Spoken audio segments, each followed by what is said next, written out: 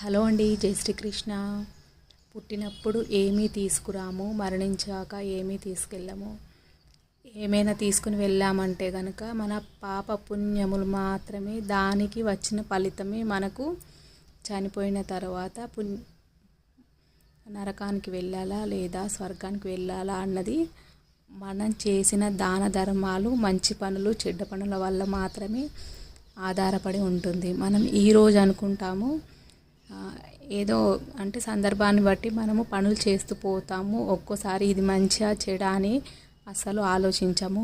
మనిషి తత్వమే అంత కదా, సందర్భానుసారంగా పనులు చేసుకుంటూ వెళ్ళిపోతాం. కానీ తరువాత దీని పరిణామం ఏంటి అనేది అస్సలు ఆలోచించము.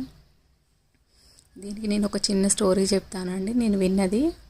మీకు నచ్చినట్టయితే కనుక లైక్ చేయండి, షేర్ చేయండి, సబ్స్క్రైబ్ చేసుకోండి. ఒక విధవరాలు ఉంటుందండి. అదే రోజు యమభటులు వస్తారు. ఆవిడని తీసుకొని వెళ్తూ ఉంటారు.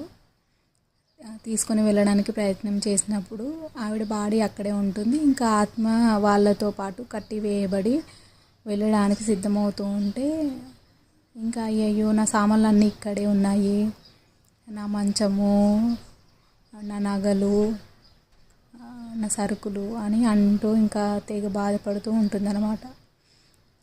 అంటే ఆవిడ మాత్రమే వెళ్తుంది కానీ ఆవిడ సామాన్లు ఏవి కూడా తీసుకొని వెళ్ళలేదు, అంతే కదా. ఇంకా పైకి వెళ్తూ ఉన్నప్పుడు నా సామాన్లు అన్నీ అక్కడనే ఉన్నాయి, నేను ఏది వెంట తీసుకెళ్ళలేనా అని చెప్పేసి పదే పదే అల్లరి చేస్తూ ఉంటుంది యమభటులతో.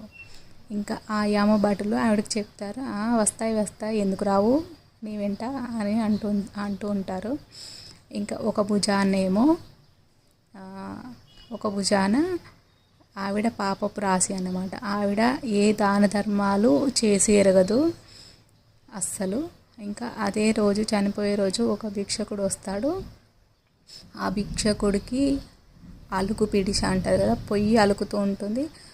ఆ పిడిశను ఆయన ముఖం మీద కొడితే ఆయన దాన్ని వత్తిలాగా మార్చుతాడనమాట. మంచిగా శుభ్రం చేసుకొని కడిగి పిండేసి జాడిచ్చి ఎండేసిన తర్వాత ఆ బట్టని దేవుడి యొక్క దీపం పెట్టేటప్పుడు వత్తిలాగా వాడినందువలన అది ఆ పుణ్యము ఆమెకు లభిస్తుంది.